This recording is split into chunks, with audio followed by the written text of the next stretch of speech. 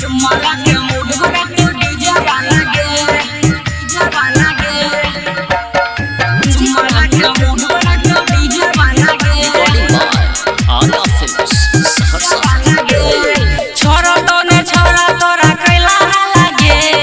छोरा तोने छोरा तोरा कैला लागे चुम्मा के मूड बने तो डीजे वाला गे चुम्मा के मूड बने तो डीजे वाला गे जिला सहरसा सिपोला वाला गे जिला सहरसा सिपोला वाला गे चुम्मा के मूड बने तो डीजे वाला गे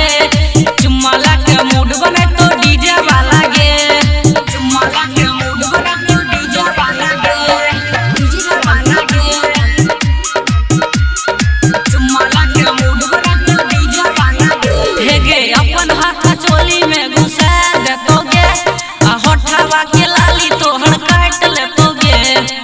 होठवा के लाली तोहर काट ले तो गे हे गे अपन हाथ चोली में घुसा दे तो गे आ होठवा के लाली तोहर काट ले तो गे गाँव में तोरा सागरो भेलो लागे गाँव में तोरा सागरो भेलो लागे चुम्मा के मूड बने तो डीजे वाला गे चुम्मा के मूड बने तो डीजे वाला गे चुम्मा के मूड बने तो डीजे वाला गे डीजे वाला गे recording by Arya films Saharsa. सोलह के जवानी मैंने कर तो इंतजार